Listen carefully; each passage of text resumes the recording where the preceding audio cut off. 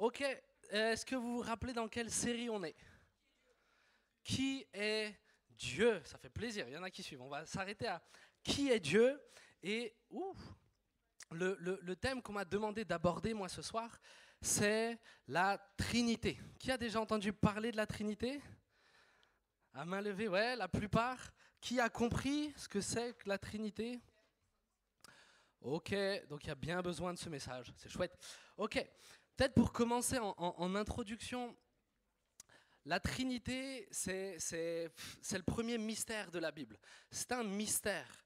Et je ne vais pas vous expliquer la Trinité. Vous n'allez pas pouvoir comprendre complètement qu'est-ce que la Trinité. La Trinité, c'est un mystère.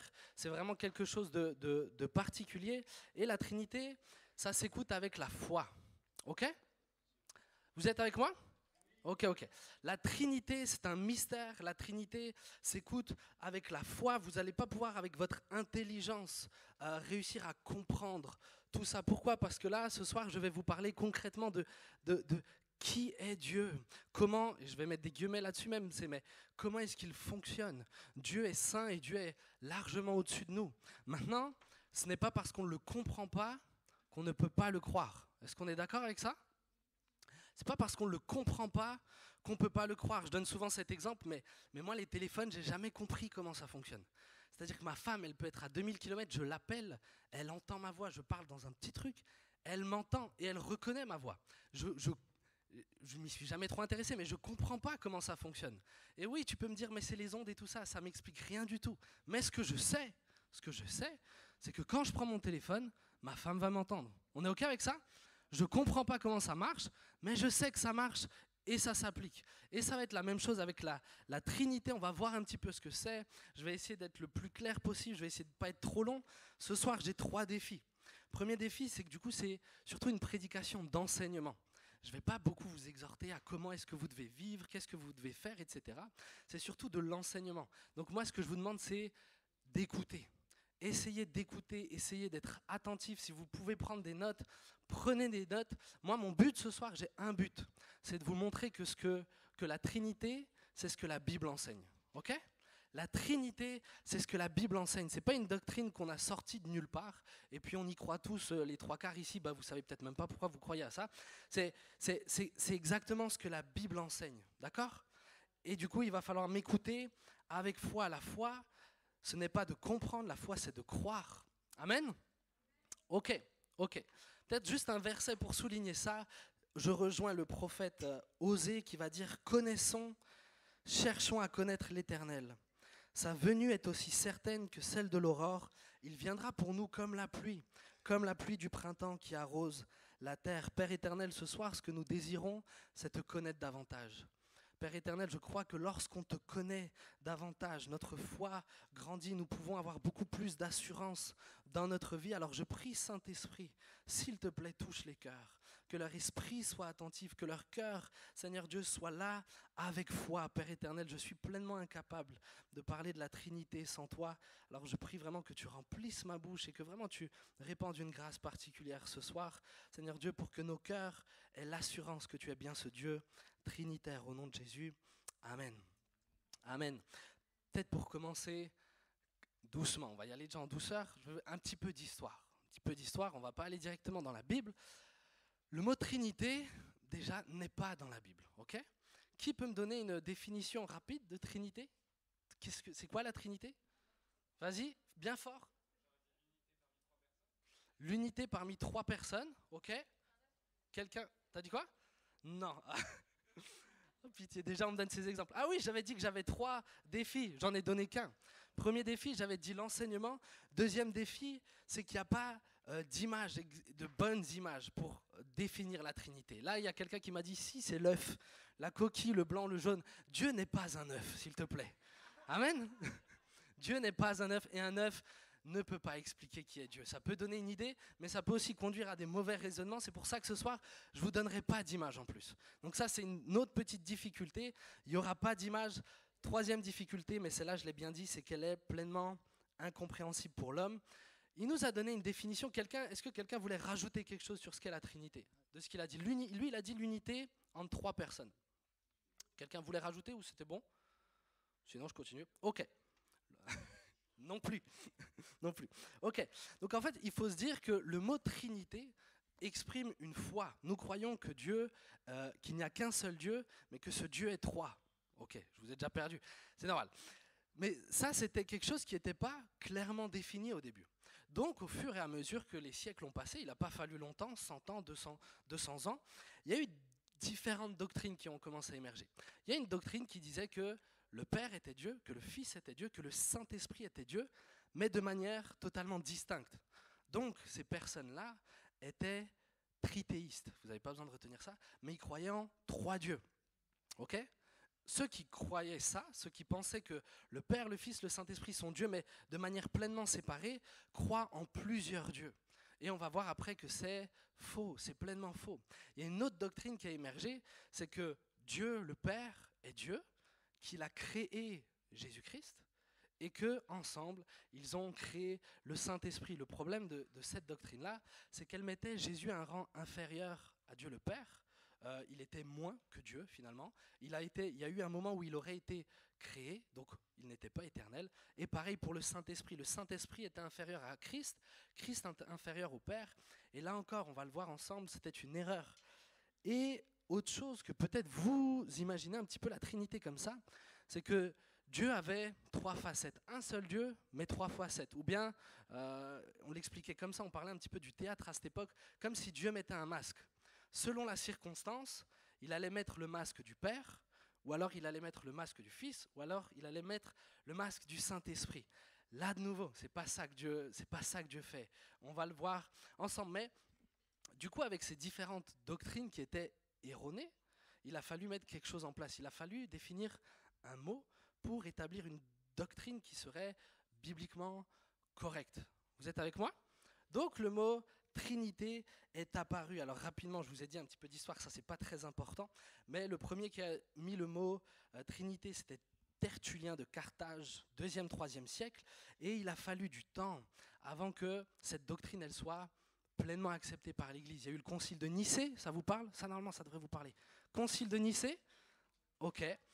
Il y a eu le concile de Nicée, alors eux ils ont établi assez clairement que Jésus était égal à Dieu le Père. Le Saint-Esprit l'ont un peu mis de côté, ils n'en ont pas trop parlé. Puis ça a avancé, et avec le concile de Constantinople, clairement, ils ont établi que le Saint-Esprit est égal au Fils, est égal au Père, et qu'ensemble ils ne font qu'un. Et la doctrine de la Trinité est venue à ce moment-là. Le mot Trinité évoque donc la croyance suivante. Alors, essayez de retenir ça, plus ou moins. La personne du Père, lorsqu'on parle de Trinité, on confesse croire ça. La personne du Père est une, celle du Fils est une, celle du Saint-Esprit est une. Mais le Père, le Fils et le Saint-Esprit ne forment qu'un seul Dieu. Ils ont une gloire égale et une majesté coéternelle. Ils sont tous éternels. Tel est le Père, tel est le Fils, tel est le Saint-Esprit. Ok ? Je vous ai dit, l'enseignement, c'est pas facile à comprendre, on ne le comprend pas, mais quand tu dis croire à la Trinité, tu crois à ça. Ok ? Maintenant, on va voir, c'est bien, ils ont défini ça il y a 200 ans. Est-ce que vraiment c'est ce que la Bible enseigne? On va prendre le temps de regarder ça. Peut-être le deuxième point que je voulais aborder, c'est, on va voir un petit peu ce que c'est les attributs de Dieu. Quels sont les attributs de Dieu? Qu'est-ce qui fait que Dieu est Dieu? Pourquoi est-ce que moi, je ne suis pas Dieu? Marie, pourquoi moi je ne suis pas Dieu? Elle n'a pas de réponse. Si tu as un doute, vraiment, je te le dis, je ne suis pas Dieu. Parce que je suis imparfait. Donne-moi une preuve de ça. Non, tu as raison. Je suis imparfait. Il y a différents attributs qui font que Dieu est Dieu. On va en voir quelques-uns. Mais Dieu, premièrement, est éternel. Amen. Dieu n'a pas de commencement. Dans les choses compliquées à expliquer, va essayer d'expliquer ça. On a tous besoin d'imaginer qu'il y a un commencement. Non, Dieu, il existe depuis toujours. Voilà. Il n'y a pas de début. Il existe, il était là de toute éternité, depuis toujours. Il n'a jamais été créé. Dieu est éternel. C'est une de ses caractéristiques, c'est que Dieu n'a pas été créé. Tout a été créé. Toi, tu as été créé, toi, tu as été rêvé par Dieu. Il y a déjà de ça bien longtemps. La terre a été créée, les cieux ont été créés, mais Dieu n'a pas été créé. C'est un des attributs qui fait que Dieu est Dieu. Psaume 90, verset 2. Avant que les montagnes fussent nées et que tu eusses créé la terre et le monde, d'éternité en éternité, tu étais Dieu. Ou tu es Dieu. D'éternité en éternité, tu es Dieu. Dieu n'a pas de début. C'est ce qui fait qu'il est Dieu, en partie. Toi, tu as un commencement. Tout ce que tu peux imaginer à part Dieu a un commencement. Même le temps, Dieu un jour l'a créé. Amen ? Ok. Donc ça, c'est un des attributs. Pourquoi est-ce que je veux placer les attributs ? C'est juste pour... Est-ce que finalement, ces attributs, on les retrouve en Jésus et est-ce qu'on les retrouve dans le Saint-Esprit et dans le Père ? Ok ? Si on les retrouve, c'est qu'ils sont tous Dieu. On est d'accord avec ça ? Ok. Cool, je continue. Dieu est partout. Jérémie 23, verset 24. « Quelqu'un se tiendra-t-il dans un lieu caché sans que je le voie ? Dit l'Éternel. Ne remplis-je pas, moi, les cieux et la terre ? Dit l'Éternel. » Dieu est absolument partout. Partout, partout. Et il est pleinement partout. Il n'y a pas des bouts de Dieu un petit peu parsemés dans l'univers. Dieu est partout et pleinement. Où que tu sois, Dieu y est. Où que tu sois, Dieu y est. Et ça devrait nous remplir de crainte parce que peu importe ce que tu fais, Dieu est à côté de toi à ce moment-là. Le Dieu 3 fois saint est à côté de toi tout le temps. Veille sur ta conduite, c'est une parenthèse. Mais c'est un des attributs qui devrait nous remplir de respect. Mais Dieu, on va le dire comme ça, il est omniprésent. Présent partout, partout, partout. Où que tu ailles, peu importe à quel endroit tu réfléchis, sache avec assurance que Dieu est là. Dieu sait tout. Dieu sait absolument toute chose. Notre compréhension est limitée. C'est pour ça que ce soir, on ne va pas réussir à comprendre pleinement la Trinité. On va voir qu'elle est biblique, mais on ne va pas pouvoir pleinement la comprendre. Dieu comprend tout. Lui, il n'y a rien qu'il ne comprend pas. Nous, on est limités. Moi, je suis grandement limité, mais Dieu fait grâce. Psaume 139, versets 2 à 5.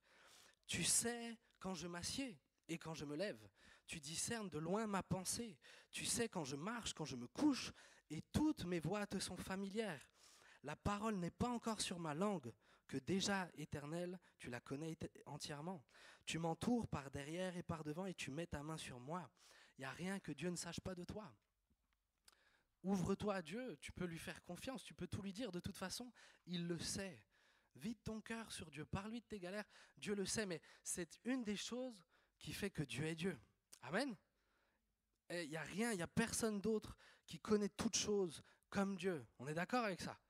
D'accord, donc c'est un des attributs encore de Dieu. Et on va l'appeler, retenez, vous en entendrez peut-être parler, ça c'est l'omniscience de Dieu, il sait toutes choses. Et il y a un dernier point que j'aimerais aborder, c'est que Dieu peut tout. Dieu peut tout. Matthieu 19, verset 26, c'est Jésus qui parle. Et Jésus les regarda et leur dit, « Aux hommes, cela est impossible, mais à Dieu, tout est possible. » Là, on va parler de l'omnipotence. L'omnipotence de Dieu. Il n'y a rien que Dieu ne soit pas capable de faire. D'accord ? Il n'y a rien. La seule chose qu'il ne peut pas faire, je vais le dire comme ça, c'est de se renier lui-même. Dieu est saint et Dieu ne péchera jamais. Dieu ne mentira jamais. Dieu ne fera jamais quelque chose comme ça parce qu'il se reniera jamais. Il est 3 fois saint. Mais Dieu peut absolument tout faire. Il a créé le ciel, la terre, il a créé tout ce qui s'y trouve. Dieu est Dieu, on le qualifie de Dieu parce qu'il est capable de tout. C'est pour ça qu'il est Dieu. Amen. Donc on rentre maintenant un peu plus dans le vif du sujet. Dieu est un. Dieu est un. On n'adore qu'un seul Dieu. Amen. On n'adore qu'un seul Dieu. La Bible, elle l'affirme sans ambiguïté, il n'y a qu'un seul Dieu. Il n'y en a pas 3. Il n'y en a pas plus que 3, il n'y en a pas 2, il n'y en a qu'un seul. Il n'y a qu'un seul Dieu. Deutéronome 6, verset 4, ça c'est quelque chose que les Juifs, ils apprennent tout petit. Tout petit déjà, ils apprennent ça, je ne sais pas si c'est le premier, mais c'est vraiment la base de la foi juive. C'est la base de la foi juive. Normalement, c'est Shema Israël Adonai Elohinu Adonai Echad. On le traduit par « Écoute Israël, l'Éternel notre Dieu est le seul Dieu. » Est le seul, mais c'est une traduction un peu... On a traduit un peu comme ça, mais l'hébreu est plus complexe que ça. Une traduction presque plus juste, c'est « Écoute Israël, l'Éternel ton Dieu, L'Éternel est l'unique, l'Éternel est un. Il est l'unique et il est un. Ok ? Ça, c'est la base, normalement, de notre foi. On n'adore qu'un seul Dieu. Il ne faut pas qu'il y ait de doute dans ton cœur. Ok ? C'est ce que la Bible enseigne. N'aie pas de doute. Il y a des choses en toi peut-être qui disent, oui, mais alors, on va le voir après, mais pas de doute, s'il te plaît, dans ton cœur. La Bible affirme avec assurance, il n'y a qu'un seul Dieu. Je vous cite encore le texte d'Ésaïe 44, verset 6.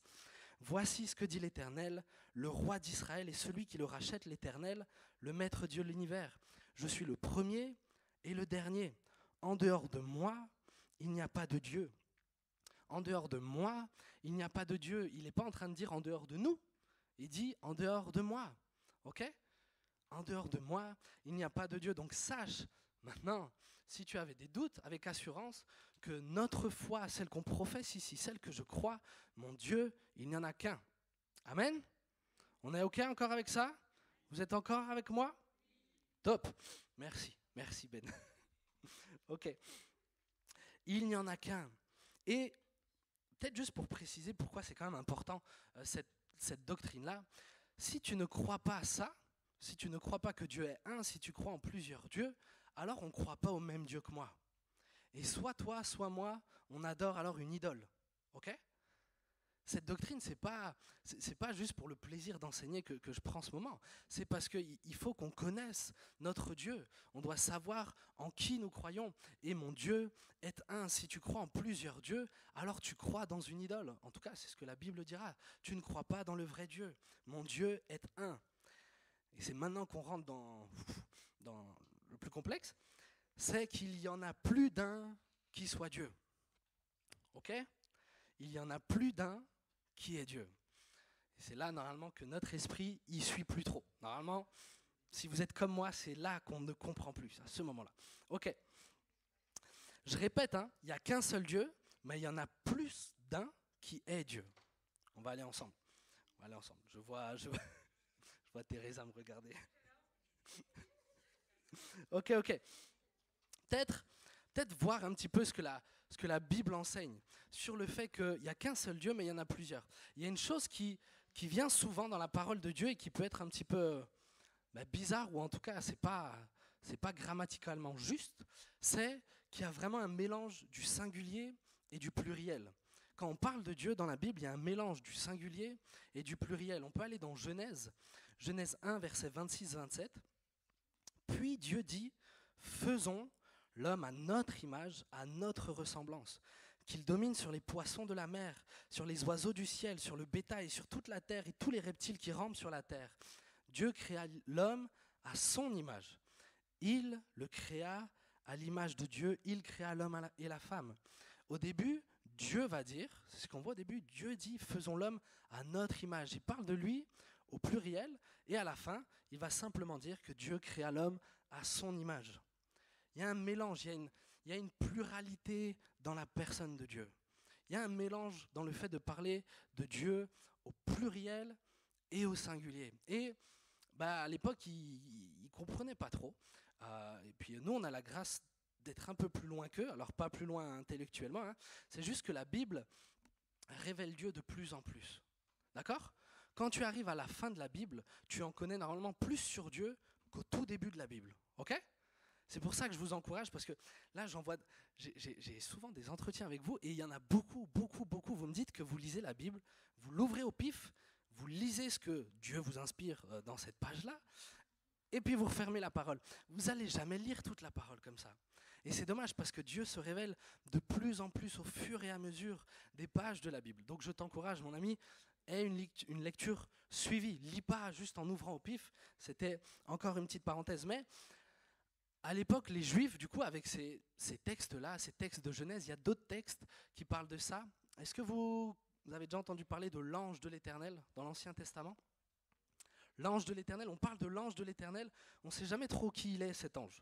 Et quand on lit quand même, quand on s'attarde bien sur ces différentes caractéristiques, l'ange de l'Éternel, c'est l'Éternel.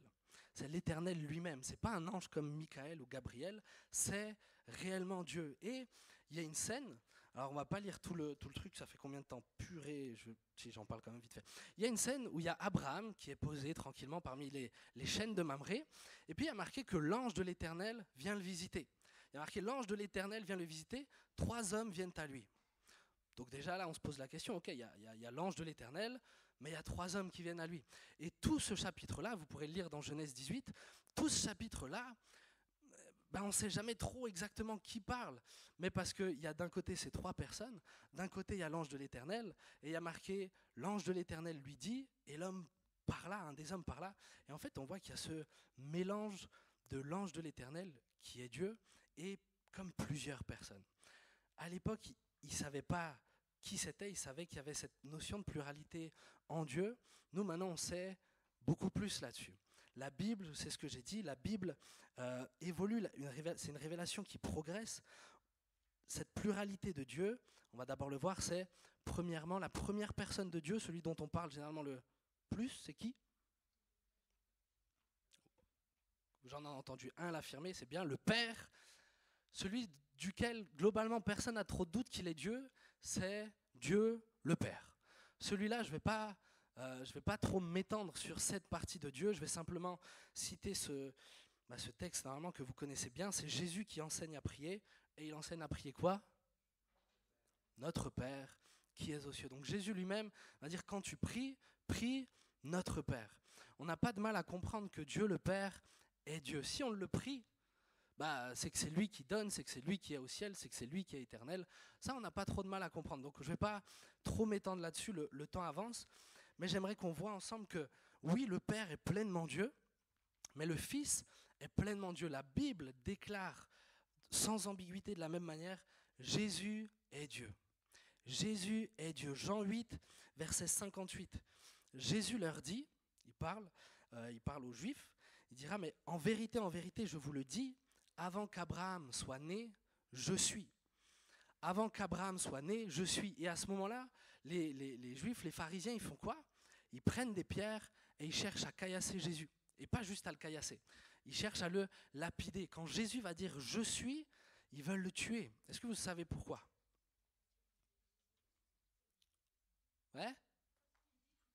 Ouais, parce qu'il dit qu'il est Dieu.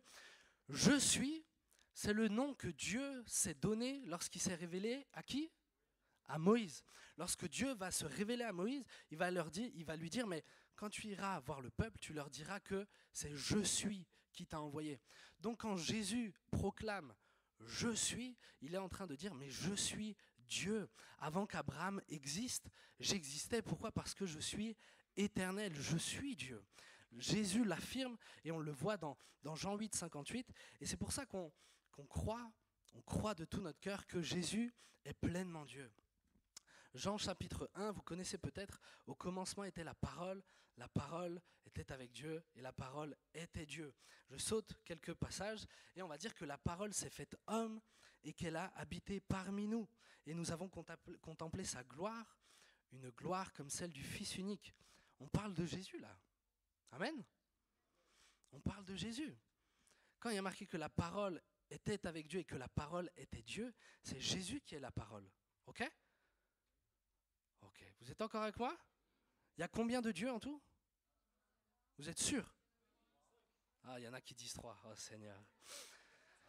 Non, mais je reprends du début, je suis désolé. Oh! J'ai entendu quelqu'un qui a dit non.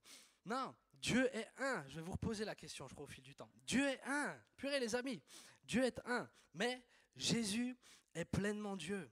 Il ne faut pas tomber dans l'erreur. Peut-être que vous imaginez que Jésus est fils de Dieu, au même titre que moi, je suis fils de Samuel Peter Schmidt. Jésus n'est pas fils comme nous sommes fils. D'accord? Nous, il y a un moment où on a existé, il y a un moment où on a été créé. D'accord? Jésus, il n'est pas fils comme ça. On va le voir, on parle plutôt de rôle au sein de Dieu. Mais Jésus n'a pas à un moment été créé. Jésus existe de toute éternité. Il va lui-même le dire. Il va dire, mais je suis le premier et je suis le dernier. Il est l'alpha et l'oméga. C'est un des attributs de Dieu. On est d'accord? On avait vu au début, être éternel, c'est un des attributs de Dieu. Il n'y a que Dieu qui est éternel. Donc, Jésus est éternel.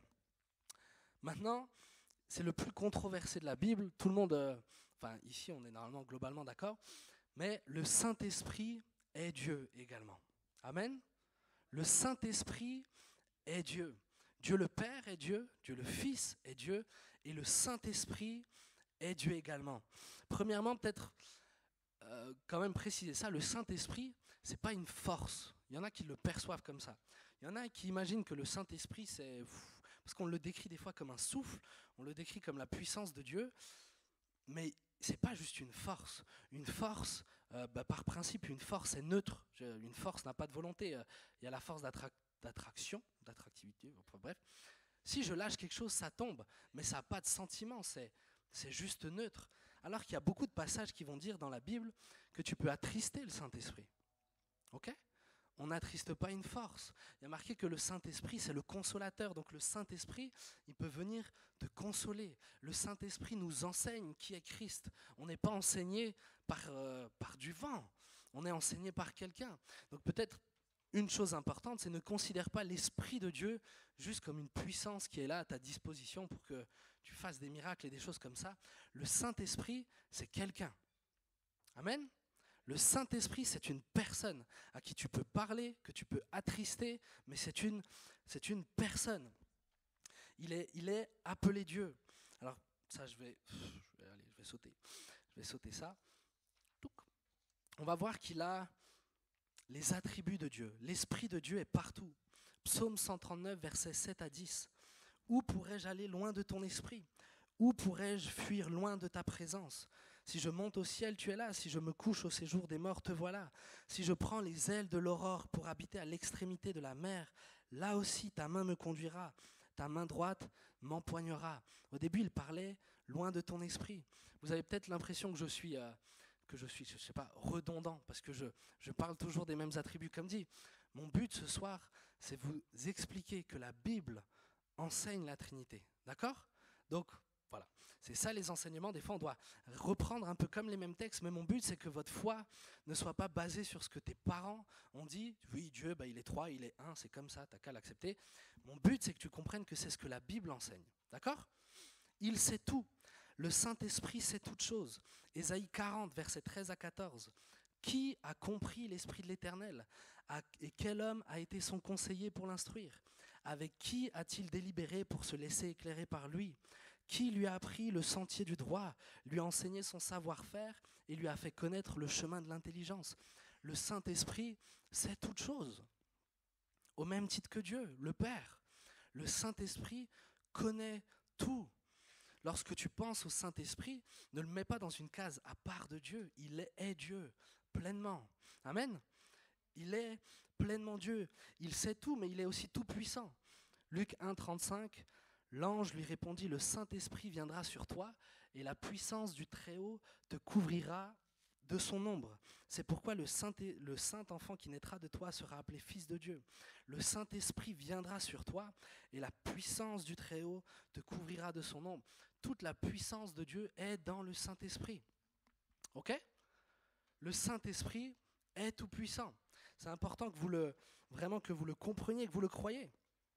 Ça, c'est juste quelques textes pour vous montrer que tous les attributs de Dieu, toutes les raisons pour lesquelles on appelle Dieu Dieu, on le retrouve dans le Fils, on le retrouve dans le Père et on le retrouve dans le... Ok. Il y a combien de dieux ? Ok. Combien sont dieux ? Ok, ça va. Vous suivez. Ouais, c'est bizarre, c'est dur à comprendre. Mais comme je vous ai dit, la foi, c'est pas comprendre. La foi, c'est pas comprendre. La foi, c'est croire. Si vous croyez vraiment que la Bible enseigne ça, ça va vous donner de l'assurance dans d'autres choses. Et après, je conclue avec ça. Et là, j'en ai plus pour longtemps. J'aimerais parler... On dirait que je vais mourir ? Non, j'en ai plus pour longtemps pour la prédication. 5. Leur relation et application. On va voir un petit peu comment, humblement, fonctionne Dieu dans sa pluralité, Dieu dans sa trinité, comment est-ce qu'il fonctionne ? Pourquoi est-ce qu'il n'y a qu'un seul Dieu ? Mais pourquoi est-ce qu'on en appelle quand même un ? Dieu le Père, Dieu le Fils, Dieu le Saint-Esprit. C'est quand même un point important. Mais peut-être commencer par dire, ton salut dépend de ça. Ton salut dépend de la Trinité de Dieu. Ok ? Qu'est-ce qui fait que tu es sauvé ? Wow. Si vous ne savez pas ça, c'est vraiment qu'on a... Oui ? On croit en Jésus-Christ. C'est good. Pourquoi? En quoi le fait de croire en Jésus, ça nous sauve? Vas-y, vas-y. Ok. Ce qu'il a fait pour nous à la croix, il s'est sacrifié pour nous. Il y en a qui le croient ici? Ah bien sûr, eh oui, évidemment. Ok, Jésus a fait ça. Mais qui a envoyé Jésus? Ouais, c'est le Père qui a envoyé Jésus. Mais, je vais encore dire un mais, parce que là-dedans, il n'y a toujours pas le Saint-Esprit. La Bible dit, ce qui fait que tu es sauvé, c'est que tu crois en Jésus-Christ. C'est que tu crois que Jésus a fait ça. Mais la Bible va dire que sans le Saint-Esprit, personne ne peut dire que Jésus est Seigneur. En fait, en réalité, sans le Saint-Esprit, tu es pleinement incapable de reconnaître ce que Christ a fait. Ok? Sans Jésus, il n'y a pas de sacrifice. Sans Jésus, tes péchés seraient encore sur toi. Mais si Dieu n'avait pas envoyé Jésus, les péchés seraient encore sur toi. Mais si le Saint-Esprit ne t'avait pas rendu capable de croire en Jésus, tu serais encore dans tes péchés parce que tu n'aurais pas la foi. Amen. Notre salut dépend de cette Trinité-là. Notre salut dépend pleinement de l'œuvre rédemptrice. L'œuvre de la rédemption repose sur les trois. Ce n'est pas juste l'œuvre de Jésus. Parfois, on parle que de Jésus, et c'est vrai que c'est Jésus qui est mort, et tout ça c'est juste, mais il n'a que pu le faire parce que le Père l'a envoyé. Le Père envoie le Fils accomplit, et le Saint-Esprit nous l'applique. Ok ? Je vous le répète, le Père envoie, le Fils accomplit, et le Saint-Esprit nous l'applique. Cette vérité-là, cette gloire-là, cette rédemption-là, c'est le Saint-Esprit qui nous l'applique. Et globalement, c'est comme ça que fonctionne la Trinité. Dieu parle, Dieu, on va dire ça comme ça, donne un ordre. C'est lui qui est en haut de la hiérarchie, en Dieu, mais on ne parle pas d'une hiérarchie de valeur. On ne parle pas d'une hiérarchie de puissance. Tous les trois sont autant puissants, tous les trois ont autant de valeur, mais il y en a un qui a un rôle différent. Ok ? Le rôle du Père est différent du rôle du Fils, et le rôle du Fils est différent du rôle du Père. On est d'accord avec ça? Vous me suivez là? Ok, cool. C'est d'abord le Père, puis le Fils, puis le Saint-Esprit. Le Saint-Esprit n'est inférieur en rien au Fils ou au Père, et inversement. C'est Jésus qui va faire la volonté du Père sur terre, mais la Bible nous dit que celui qui a vu le Fils a vu le Père, parce qu'ils sont un. Je sais que vous ne comprenez toujours pas, moi non plus, mais c'est ça ce que la Bible enseigne. Quand tu lis la Bible et quand tu regardes ce que Jésus a fait, ben, tu es en train de regarder ce que le Père a fait. Ok ? Quand tu regardes Jésus, tu vois le Père. Aujourd'hui, c'est le Saint-Esprit qui nous met en relation avec qui? Avec Dieu le Père. Mais il ne pourrait pas nous mettre en relation avec Dieu le Père si Jésus n'était pas mort et si Jésus n'était pas à la droite de Dieu. Pour être en relation avec Dieu, quand tu pries, Dieu t'entend, on est d'accord? Mais Dieu t'entend parce que le Saint-Esprit qui vit en toi te met en relation avec Dieu le Père au travers de Jésus-Christ, au travers de ce qu'a fait Jésus-Christ. Ta relation, ta communion avec Dieu dépend pleinement de cette Trinité-là. On est d'accord? Ok. Il y a combien de dieux? Amen. Et ils sont combien? 3. Quelqu'un va dire, il est les trois indivisibles et l'unique mystérieux. Il est les trois indivisibles, on peut pas les séparer. On peut pas, et c'est pas non plus une addition, c'est pas le Fils plus le Saint-Esprit plus le Père égale Dieu. D'accord? On n'est pas sur une addition, c'est pas un tiers de Dieu et puis voilà. Ils sont tous pleinement Dieu. Ok, j'arrive doucement vers la fin. C'est pourquoi, quand même, tu es baptisé au nom du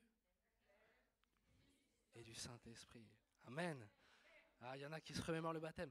On est baptisé au nom du Père, du Fils et du Saint-Esprit. Pourquoi? Mais parce qu'ils sont tous pleinement Dieu. Ils sont tous pleinement Dieu. C'est pourquoi nous sommes baptisés en leur nom. Mais dans le texte, il dira quand même baptisez-les au nom. Mais au, c'est au singulier, c'est pas au pluriel. On est baptisé au nom du Père, au nom du Fils et au nom du Saint-Esprit. Ok. J'arrive à la conclusion. C'est quelques vérités bibliques que je pouvais vous présenter. J'ai essayé. les présenter les plus simplement possible. Comme je vous ai dit, mon but à moi, c'est que vous croyiez réellement que Dieu est trinitaire, car votre salut est acquis par le Dieu trinitaire. Votre communion avec Dieu est vécue au travers du Dieu trinitaire et la Bible enseigne la Trinité. Dieu est un et les trois sont Dieu. Et je ne sais pas si vous vous rappelez un peu ce qu'a enseigné Esteban. Esteban a enseigné quoi? Dieu est? Ok. Donc, le Père est lumière, le Fils est lumière, le Saint-Esprit est lumière, mais il n'y en a qu'un qui soit lumière. Il n'y a que Dieu qui est lumière. C'est ça la Trinité. Eh oui, pas facile. Maintenant peut-être, pour, je vais dire ça, conclure ça comme ça, le vrai problème qu'on a, nous les chrétiens, qui croyons à cette doctrine, c'est qu'on a honte de croire à ça. Moi, c'est mon plus gros problème. Hein. C'est globalement, c'est ça. Globalement, dans vos lycées, dans votre école et tout ça, vous n'assumez pas pleinement croire dans la Trinité de Dieu. Parce que rapidement, on va se moquer de vous. Et je sais que c'est le cas, et moi, on se moquait de moi, à moins que les générations se soient améliorées avec le temps, ce que je ne crois pas. Voilà, c'est bien ce que je pensais. Globalement, il y a plein d'autres. Il y en a plein qui peuvent attaquer. Mais comment c'est possible? Comment est-ce que c'est possible que Dieu soit un, mais que Dieu soit trois? T'es trop bête. Ça, on peut l'entendre. On peut l'entendre, mais parce que tu ne peux pas le comprendre. Tu ne peux pas le comprendre et je ne peux pas l'expliquer. Et aux yeux du monde, c'est une folie. Maintenant, la Bible, ce qu'enseigne, c'est quoi? C'est que la vérité rendra libre. Ils connaîtront la vérité et la vérité rendra libre. Ton rôle à toi, ce n'est pas de comprendre qui est Dieu. Ton rôle à toi, c'est de connaître la vérité. Amen. Ton rôle à toi, c'est de connaître la vérité. Le salut leur sera donné s'ils croient en Dieu. Tu dois être capable d'assumer ce que tu crois. Tu dois être capable d'assumer que tu crois que Dieu est un, mais que trois sont Dieu. Tu dois être capable de l'assumer, tu dois être capable de le croire. Et moi, c'est surtout ça que j'aimerais vous donner. Personne ne peut expliquer Dieu. Et personne ne le pourra jamais. On est d'accord avec ça? Personne ne peut expliquer Dieu et personne ne le pourra jamais. Et même ceux qui se moquent de ta foi ne sont pas plus capables de croire au Dieu en quel ils croient. Ils ne peuvent pas non plus. Parce que Dieu nous surpasse. Dieu est bien plus grand que nous. Mais toi, je t'en supplie, assume. Assume ce que tu crois. Est-ce qu'il y en a qui croient que la Bible enseigne que Dieu est trinitaire? Ok, amen. C'est pas moi qui le crois. C'est pas la PO qui enseigne ça. Enfin, on enseigne ça, mais c'est pas la PO qui l'a sorti de son chapeau. Nous croyons réellement que c'est ce que la Bible enseigne. Et c'est ce que tu as besoin de croire. Tu as besoin d'avoir une foi fondée sur la vérité. C'est ce que je vous ai dit, c'est la vérité qui va te rendre libre. C'est la vérité qui va sauver tes amis. C'est la vérité qui va sauver ta famille. Alors même si tu ne le comprends pas, et je le répète, Dieu ne te demande pas de comprendre ça. Dieu te demande de le croire. Ok? Ok, je vais finir, après je laisse la place à Ben, je te laisserai finir. On va prier. Est-ce qu'on peut fermer les yeux? Vous avez reçu beaucoup d'infos. Mais on va prier. Maintenant, la Bible dit que c'est le Saint-Esprit qui nous enseigne. Et on va prier que le Saint-Esprit fasse entrer tout ça. Père éternel, merci pour qui tu es. Seigneur, on peut que, lorsqu'on réalise combien tu dépasses notre intelligence, combien tu es plus grand que nous, Seigneur Dieu, on devrait juste tomber à genoux devant toi et éclater, Seigneur, en louange et en adoration. Père éternel, tu es tellement plus grand que ce que je peux expliquer. Je te remercie, éternel, d'avoir la grâce de pouvoir parler de toi maintenant. Seigneur, je prie que ces vérités-là, ô Dieu, s'ancrent dans nos cœurs. Je prie que nous soyons fiers de qui tu es, que nous puissions assumer pleinement ce que nous croyons, Père éternel, et que la foi, Seigneur Dieu, nous pousse à croire que c'est ça dont le monde a besoin. Tu es Père, tu es Fils, tu es Saint-Esprit, tu es le Dieu qui m'a sauvé, tu es celui que j'aime, tu es celui que nous adorons, Père éternel, et je prie que cette connaissance soit une connaissance dans nos cœurs active, éternel, que réellement nous puissions nous approcher de toi d'une manière nouvelle, avec une crainte nouvelle. Tu es ce Dieu 3 fois saint, et je prie, Père, réellement que tu déposes ce message dans les cœurs. Seigneur Dieu, je prie que tous ici puissent avoir la maturité de ne pas chercher à tout comprendre, Éternel, mais avoir une disposition de foi qui leur permet de recevoir ce que ce soir tu as voulu leur donner. Au nom de Jésus, Père éternel. Amen.